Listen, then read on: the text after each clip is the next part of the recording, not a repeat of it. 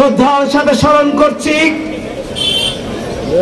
মানবতার ডাক্তার শহীদ ডাক্তার ফয়েজ আহমেদ ভাইকে, গরিবের ডাক্তার ডাক্তার ফয়েজ আহমেদ ভাইকে, যাকে অন্যায়ভাবে ধরে নিয়ে ছাদের উপরে গুলি করে হত্যা করে তার মৃত্যু নিশ্চিত করার জন্য ছাদ থেকে নিচে ফেলে দেওয়া হয়েছিল, নির্মমভাবে হত্যা করা হয়েছিল।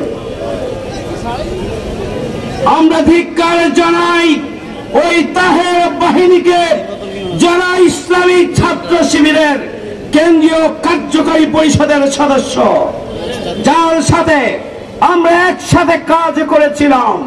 বিনয়ী, নম্র, ভদ্র এবং এলাকার মানুষের সম্ভাবনাময় প্রিয় নেতা, ইসলামী ছাত্র শিবিরের কার্যকরী পরিষদের সদস্য আমাদের মহসিন ভাইকে হত্যা করেছে।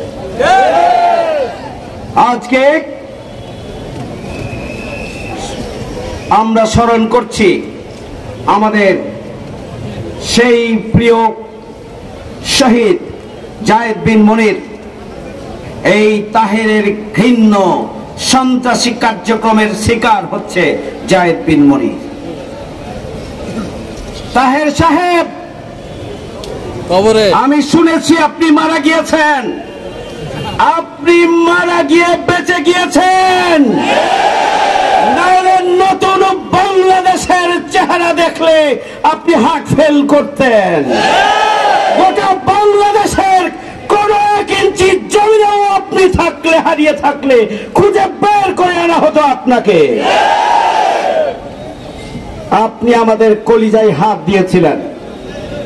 আজকে শুনছি ওই কুখ্যাত মরহুম তাহের বাহিনীর দুই সন্তান বিপ্লব এবং টিপুন নতুন করে সন্ত্রাস সৃষ্টি করছেন।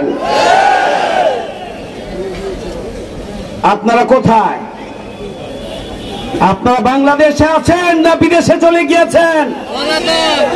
এই লক্ষ্মীপুরের ছাত্র জনতা তা জানতে চাই, মাটির কত গভীরে আপনি লুকিয়ে থাকবেন। এদেশের মানুষ আপনাকে ধরে এনে ওই আইন শৃঙ্খলা বাহিনীর হাতে ধরিয়ে দেবে, পালিয়ে বাঁচবেন না।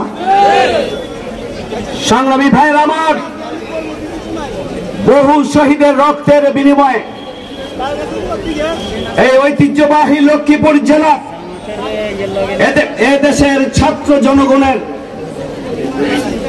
একটি দুর্ভেদ্য ঘাঁটিতে পরিণত হয়েছে। আলহামদুলিল্লাহ, লক্ষ্মীপুর জেলায় মামলা হামলা, জুলুম নির্যাতন, নিষ্পেষণ, গুলি করে হত্যার দীর্ঘ ধারাবাহিক ইতিহাস রয়েছে। এরপরও দমানো যায়নি জামাত ইসলামীকে এবং ইসলামী ছাত্র শিবিরকে। জামাত ইসলামী এবং ইসলামী ছাত্র শিবির জনগণের ভালোবাসায় সিক্ত হয়েছে। আজকে তা প্রমাণিত হয়েছে একটি পথসভার উপস্থিতির মাধ্যমে। সংগ্রামী ভাইয়ের আমার,